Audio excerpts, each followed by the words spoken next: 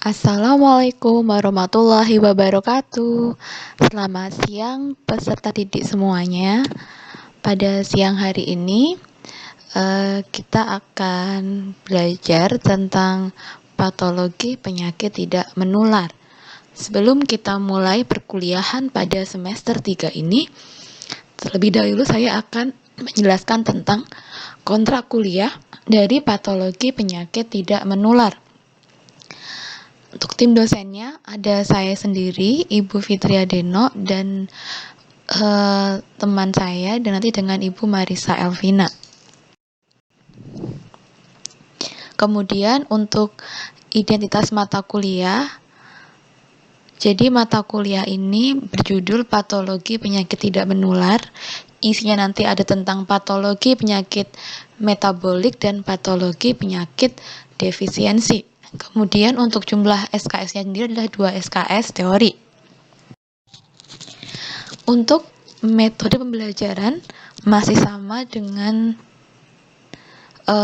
seperti yang sebelum-sebelumnya, yaitu menggunakan metodenya student center learning. Jadi pusat pembelajaran ada di mahasiswa.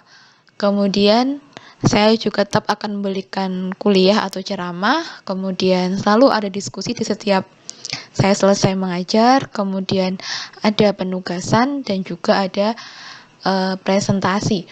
Kemudian untuk kehadiran minimal adalah lebih dari 75%. Kemudian untuk penilaiannya, kehadiran saya berikan bobot 10%.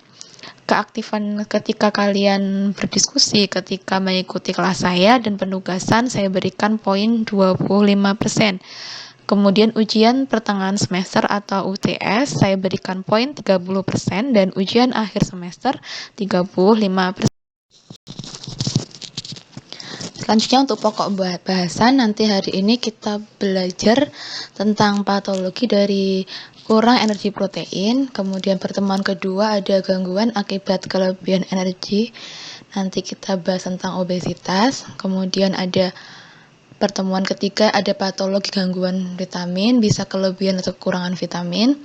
Kemudian pertemuan keempat dan kelima tentang patologi gangguan akibat kekurangan atau kelebihan makro dan mikromineral.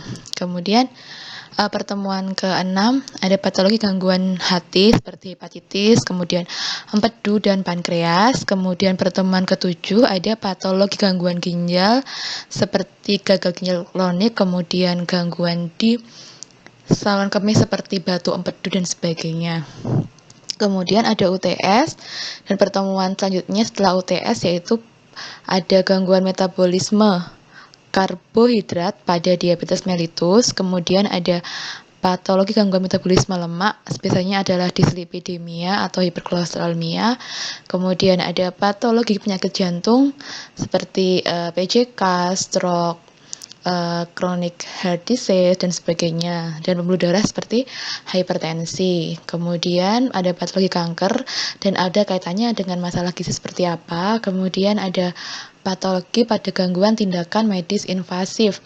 Ini biasanya pada pasien dengan tindakan khusus, yaitu seperti kolonoskopi, endoskopi, itu seperti apa patologinya, dan juga pada yang kena luka bakar. Kemudian yang teman terakhir ada patologi pada penyakit gangguan kehamilan, yaitu hiperemesis, dan pada anak yang mengalami kelainan autis. Di sini sudah ada tim pengajarnya, jadi silahkan nanti dihubungi sesuai dengan tanggal yang sudah tertera di layar kalian.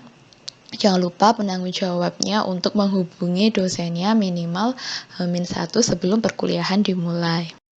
Kemudian untuk role perkuliahan online saat pandemi, seperti biasa ya, kita masih menggunakan metode daring, yaitu menggunakan e-learning. Kemudian sistemnya fleksibel, jadi saya memberikan dalam bentuk video, silakan dipelajari pada hari itu. Kalau emang saat itu tidak bisa, silakan lakukan absensi saja, kemudian bisa belajar secara mandiri. Kemudian diskusi bisa menggunakan video conference kalau memang diperlukan, karena kita harus tetap muka dua arah tetap, karena kadang-kadang ada beberapa peserta didik yang tidak bisa kalau hanya membaca tanpa ada keterangan dari dosennya. Kemudian untuk penugasan, upayakan kerjakan secara mandiri. Kemudian apabila ada yang berhalangan hadir saat itu, tetap harus melapor ke dosen, kemudian tetap memberikan surat keterangan, misalnya sakit atau izin dan seperti apa. Kemudian kita lanjut ke perkuliahan pada hari pertama.